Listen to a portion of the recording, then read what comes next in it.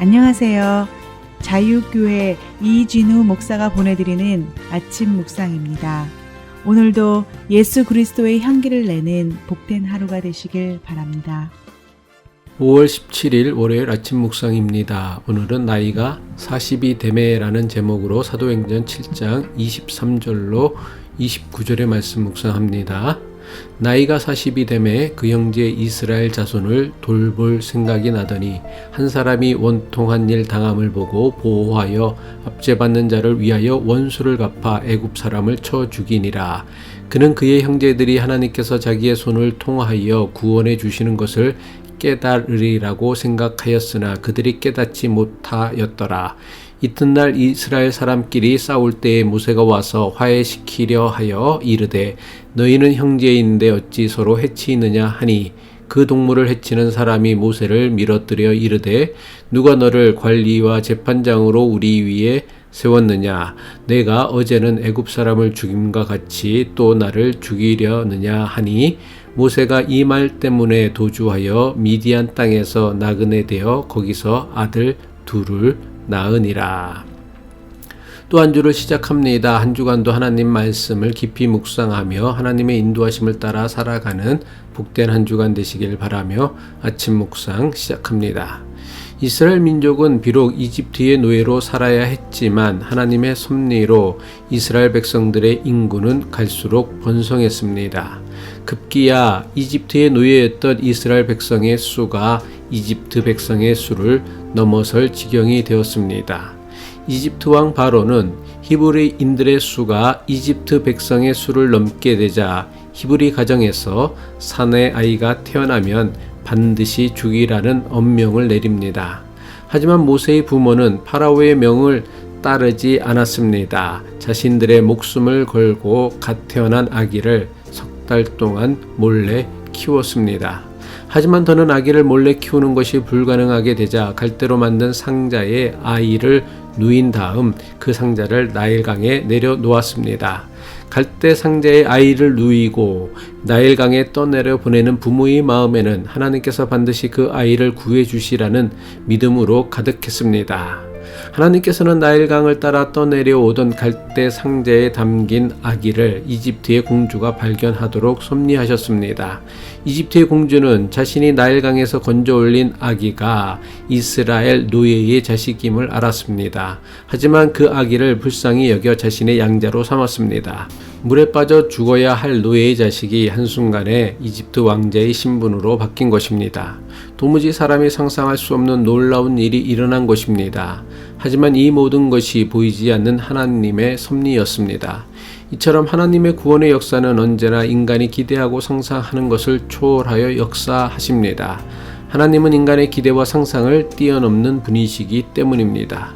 이집트 공주는 아기를 물에서 건져내었다고 해서 아기의 이름을 모세라고 불렀습니다. 모세는 이집트 왕자로 이집트 왕궁에서 40년을 살게 됩니다. 모세의 나이가 40세가 되었을 때 이제까지 이집트의 왕자로 살던 모세가 비로소 자신의 형제 이스라엘 자손을 돌볼 마음을 가지게 됩니다. 사도행전 7장 23절이죠. 나이가 40이 되매 그 형제 이스라엘 자손을 돌볼 생각이 나더니 비록 모세가 40년 동안 이집트의 왕자로 이집트 왕궁에서 살았지만 그의 나이 40세에 자신의 정체성이 이집트인이 아니라 이스라엘인이라는 것을 깨닫게 된 것입니다. 모세는 이집트 사람이 이스라엘 노예를 심하게 학대하는 것을 보고는 그 자리에서 이집트인을 쳐서 죽였습니다. 사도행전 7장 24절이죠.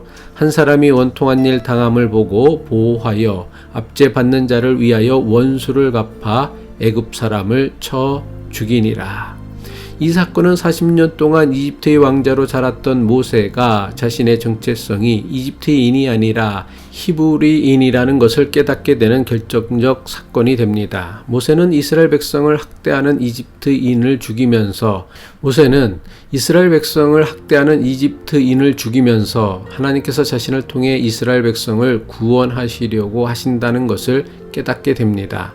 하지만 정작 이스라엘 백성들은 모세를 자신들을 이집트에서 구원하기 위해 하나님께서 예비하신 사람이라는 것을 깨닫지 못했습니다.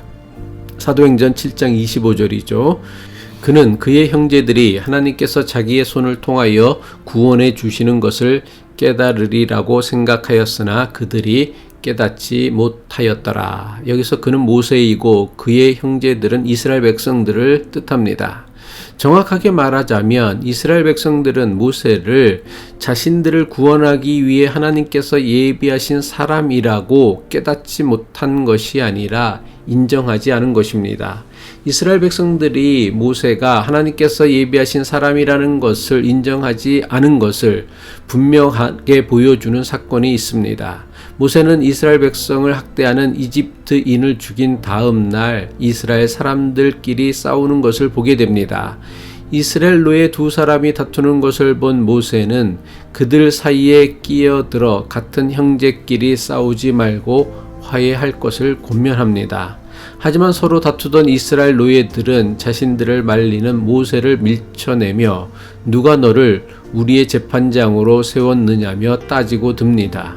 심지어 어제는 이집트 사람을 죽이더니 오늘은 자신들을 죽일 참이냐며 모세에게 대들었습니다. 사도행전 7장 27절로 28절이죠. 그 동물을 해치는 사람이 모세를 밀어들어 이르되 누가 너를 관리와 재판장으로 우리 위에 세웠느냐? 내가 어제는 애굽 사람을 죽임과 같이 또 나를 죽이려느냐 하니. 비록 모세가 히브리 출신이라고 하지만 아직 모세의 신분은 이집트 왕자였습니다. 이스라엘 노예가 이집트 왕자에게 할 수 있는 것이라고는 이집트 왕자의 명령에 절대 복종하는 것 말고는 없습니다. 이집트의 왕자의 명령을 거역하는 것은 곧 죽음을 의미했습니다. 그런데 이스라엘 노예들이 이집트 왕자의 신분이었던 모세의 명령에 반발한 것은 물론 모세를 밀쳐내었습니다. 도대체 이스라엘 사람들이 이집트 왕자의 신분이었던 모세를 함부로 대할 수 있었던 이유가 무엇일까요? 이스라엘 노예들은 비록 모세가 이집트 왕자의 신분이라고는 하지만 그가 자신들과 같은 히브리 민족이라는 것을 이미 잘 알고 있었기 때문입니다. 자신들은 이집트의 노예로 힘든 고역 속에서 죽지 못해 살고 있는데 자신과 같은 신분의 모세는 혼자 이집트 왕궁에서 호의호식한다고 생각했습니다.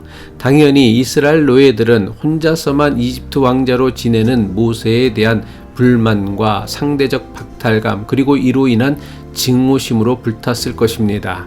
그래서 이집트의 왕자로 호의호식하는 모세가 자신들을 돕는 것을 못마땅하게 여긴 것입니다. 결국 모세는 이집트인을 살해한 일로 인해 이집트 왕궁에서 급하게 도망칠 수밖에 없었습니다. 이집트의 왕자의 신분으로 이스라엘 노예를 돕기 위해 이집트인을 죽인 일이 이스라엘 백성들에 의해 이집트 전역에 알려졌기 때문입니다. 이것이 바로에게 알려지게 되면 이스라엘 노예의 편을 든 히브리 출신의 모세를 죽이려 할 것이 분명했습니다. 자신의 동족을 괴롭히는 이집트인을 죽일 때 모세는 그것이 하나님의 뜻이라고 믿었고 하나님께서 이스라엘 백성을 구원해 주시리라 믿었습니다. 하지만 하나님께서는 자신의 기대대로 역사하지 않으셨습니다. 오히려 이스라엘 백성들은 모세를 공개적으로 거절하고 배척했습니다. 결국 이런 상황에서 모세가 할 수 있는 유일한 길은 급히 이집트를 떠나 멀리 도망치는 길밖에 없었습니다. 스데반은 모세가 이스라엘 백성들에게 거절당하는 사건에서 예수님이 이스라엘 백성들에게 거절당하는 것을 보았고 나아가 이스라엘 백성들에게 고발당한 자신의 모습을 본 것입니다. 아무리 선의를 가지고 도우려고 해도 그 마음이 제대로 전달되지 못하고 오히려 오해를 받고 거절을 당할 수 있는 것이 우리가 사는 세상의 현실입니다. 이럴 땐 어떻게 해야 합니까? 포기하지 말아야 합니까? 아니요. 포기하지 않고 하나님의 때를 인내하며 기다리는 믿음을 가져야 합니다. 기도하겠습니다. 자신이 누릴 수 있는 모든 것을 내려놓고 핍박받는 이스라엘 백성들을 도우려고 했다가 오히려 거절당한 모세의 이야기에서 선의가 항상 잘 전달되지는 않는다는 사실을 배우게 하옵소서. 거절당했음에도 포기하지 않고 끝까지 하나님의 구원을 이루셨던 예수님의 사랑을 배우게 하옵소서. 예수 그리스도의 이름으로 기도합니다.